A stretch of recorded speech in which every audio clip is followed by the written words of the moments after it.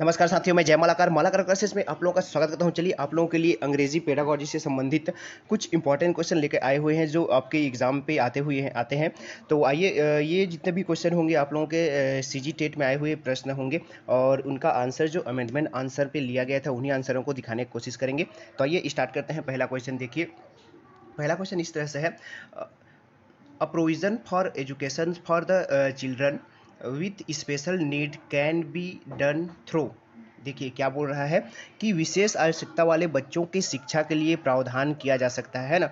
विशेष आवश्यकता वाले बच्चों के लिए शिक्षा के लिए किस प्रकार का प्रावधान किया जा सकता है। ऑप्शन इस तरह से है, देखिए यहाँ पर special school, integrated education, inclusive education या फिर नन ऑफ दिस। तो यहाँ पर जो ऑप्शन दिए हुए हैं, स्पेशल स्कूल मतलब विशेष शाला, और इंटीग्रेटेड एजुकेशन मतलब एकीकृत शिक्षा, और आपके देखिए इंक्लूसिव एजुकेशन मतलब समावेशी शिक्षा। तो विशेष आवश्यकता वाले बच्चों के लिए किस तरह के विद्यालय की आवश्यकता होती है, तो यहाँ पर जो सही आंसर है वो ऑप्शन सी हो जाएगा। इंक्लूसिव एजुकेशन जो है आपका समावेशी शिक्षा की आवश्यकता होती है, फिर समावेशी शिक्षा के द्वारा विशेष आवश्यकता वाले बच्चों को शिक्षा दी जाती है। आगे अगला प्रश्न देखते हैं, primary emotions at the age of 3 month are. देखिए जो प्राइमरी इमोशन होते हैं वो 3 माह के अंदर के बच्चों के जो प्राथमिक आवश्यकता होते हैं या फिर प्राथमिक संवेग होते हैं वे कौन कौन से हैं। इस तरह से ऑप्शन जॉय, सैडनेस या फिर डिस्गस्ट, जॉय, सैडनेस या फिर इम्पैथी, जॉय, डिस्गस्ट और जेलिशियस या फिर सैडनेस, डिस्गस्ट या फिर प्राइड।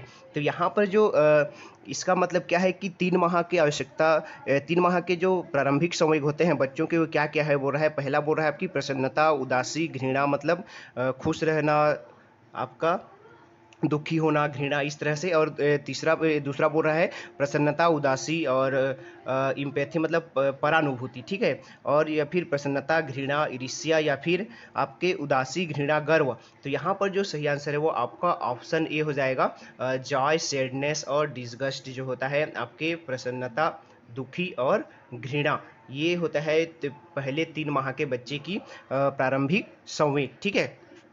अगला प्रश्न देखते हैं, a group of students are found to be harassing another student, what should be you reaction. देखिए एक बच्चों का एक ग्रुप दूसरे ग्रुप को परेशान करता है तो आप क्या करेंगे बोल रहा है। Punish the student, send for their parents, consult the student individually, give them severe warning, ठीक है।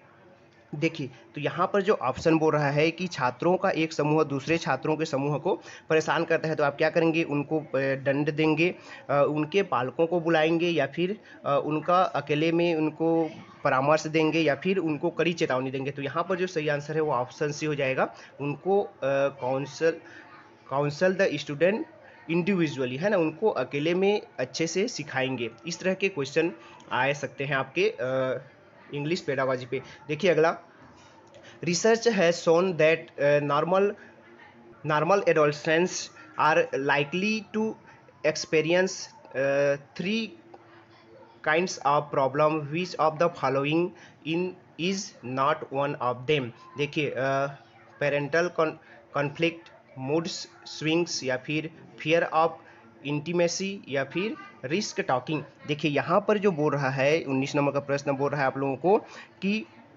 सामान्य जो किशोर होते हैं उन तीन प्रकार के समस्याओं से गुजरते हैं या फिर 3 समस्याओं का अनुभव करते हैं जो किशोर होते हैं। वे समस्या में से कौन सा एक नहीं है बोल रहा है, इसमें का जो नहीं है उसको बताना है आप लोगों को। जैसे पहला बोल रहा है कि पेरेंटल कॉन्फ्लिक्ट मतलब ये पैतृक अंतर्द्वंद, और मूड स्विंग्स मतलब अपने मन का परिवर्तन होना, ठीक है। मूड स्विंग्स मतलब मूड चेंज होना, परिवर्तित होना। फियर्स ऑफ इंटीमेसी मतलब भय, आत्मीयता का भय, है ना, खुद का। या फिर जोखिम लेना, रिस्क टॉकिंग, जोखिम लेना। तो यहाँ पर जो सही आंसर है वो ऑप्शन सी हो जाएगा, fears of intimacy, option C हो जाएगा। आगे देखते हैं अगला प्रश्न, in Vygotsky's theory of cognitive development scaffolding means. देखिए जो है वाइगोस्की के संज्ञानात्मक विकास के सिद्धांत में स्कैप होल्डिंग का क्या अर्थ है बोल रहा है। और ऑप्शन यहाँ पे दिया हुआ है, देखिए range of task that are too difficult, changing the level of support, use of more skilled peers as teacher, effectively assess the child's ZDP। देखिए इसका मतलब क्या है। पहला बोल रहा है range of task that are too difficult, मतलब ऐसे कार्यों की श्रृंखला जो बहुत कठिन हो। दूसरा बोल रहा है changing the level of support, सहायता के स्तर को बदलना। Use of more skilled peers as teachers, मतलब जो अच्छे निपुण साथी होंगे वो शिक्षक के रूप में काम करेंगे।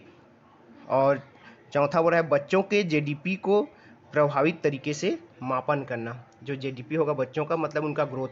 ठीक है, तो यहाँ पर जो वाइगोस्की का जो स्केप फोल्डिंग का जो हो जाएगा, क्या हो जाएगा, वो ऑप्शन सी हो जाएगा कि आपके बड़े बच्चे अच्छे टीचर की तरह छोटे बच्चों को सिखाते हैं, वही स्केप फोल्डिंग कहलाता है। ठीक है, growth is related to which of the dimension of personality of a child, mental, physical, moral या फिर इमोशनल।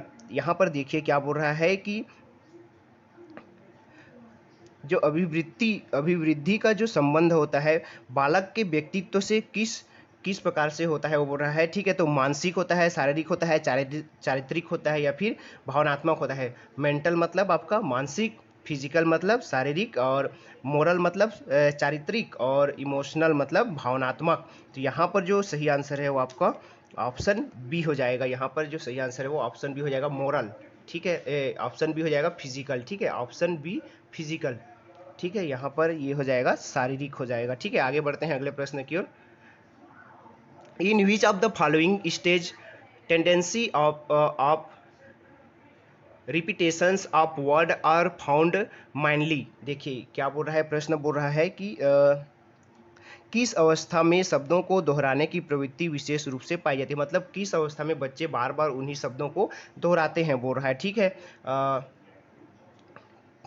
जैसे ऑप्शन इस तरह से है, इन्फेंसी, चाइल्डहुड, एडोलसेंस या फिर एडल्टहुड, मतलब शैशवावस्था, बाल्यावस्था, किशोरावस्था, प्रौढ़ावस्था। कौन से अवस्था में बच्चे बार बार दोहराने की बच्चों में प्रवृत्ति पाई जाती है, तो यहाँ पर ऑप्शन ए हो जाएगा शैशवावस्था। इन्फेंसी में होता है, जो इन्फेंसी अवस्था में रहते हैं बच्चे तो बार बार उसी वर्ड को दोहराते रहते हैं।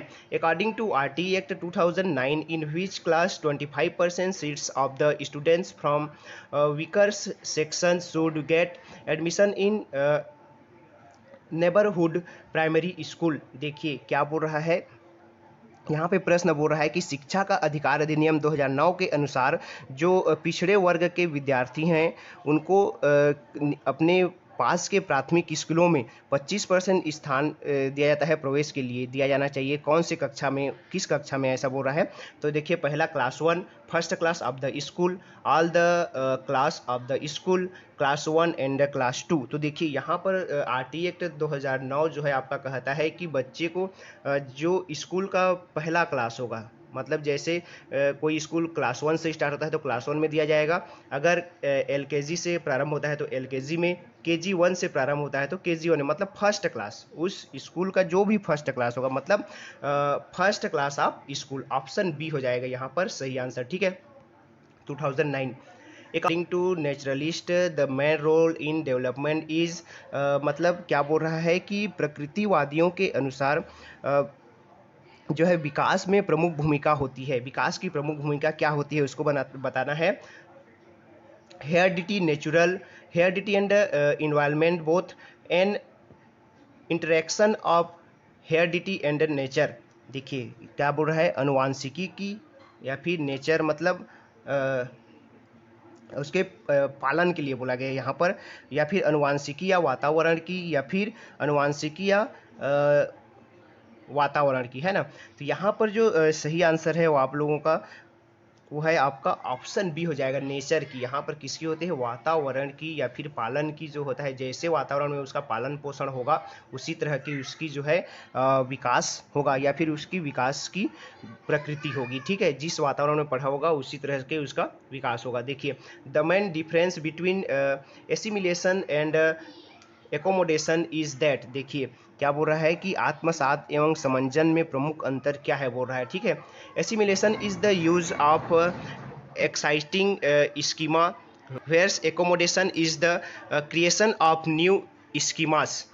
Accommodation is the option भी देखिए, accommodation is the use of exciting schema, whereas assimilation is the creation of new schema. Assimilation cannot happen without accommodation, या फिर accommodation is acquired more readily that assimilation. तो देखिए यहाँ पर जो सही आंसर है वो है 25वां का ऑप्शन ए हो जाएगा, आत्मसात. देखिए यहाँ पर एसिमिलेशन मतलब आत्मसात है ना, is the use of existing schema मतलब आत्मसात वर्तमान ढांचे का उपयोग है.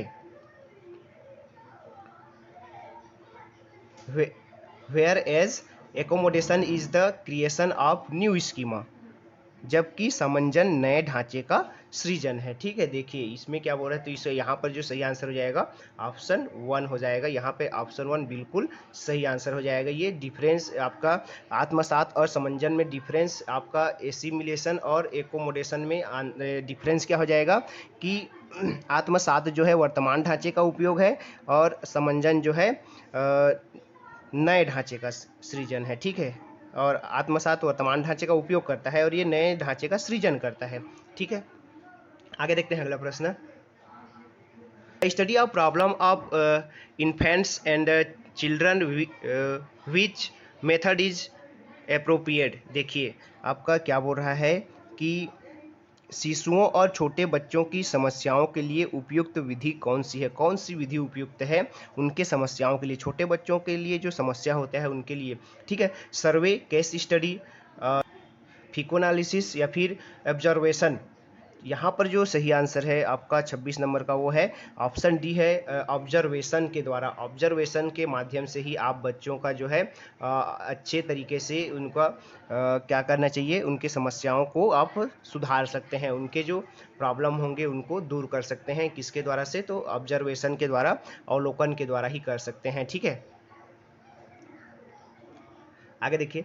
The main difference between cognitive learning and apparent conditioning is that. देखिए संज्ञानात्मक अधिगम और नैमित्तिक अनुबंधन में क्या अंतर है बोल रहा है. ठीक है, ऑप्शन इस तरह से है. Operant conditioning only work with non human animals. Cognitive learning does not require reinforcement. Cognitive learning is a human phenomenon. There are no significant difference between cognitive learning and operant conditioning. देखिए यहाँ पर 27 number बोल रहा है कि संज्ञानात्मक अधिगम जो है, संज्ञानात्मक अधिगम और नैमित्तिक अनुबंधन में क्या अंतर है बोल रहा है. तो यहाँ पर जो सही आंसर हो जाएगा वो आपका ऑप्शन बी हो जाएगा, cognitive learning does not required reinforcement. देखिए मतलब संज्ञानात्मक अधिगम को प्रोत्साहन की आवश्यकता नहीं होती है. यहाँ पर ऑप्शन बी सही हो जाएगा इसका. ठीक है, आगे देखते हैं अगला प्रश्न.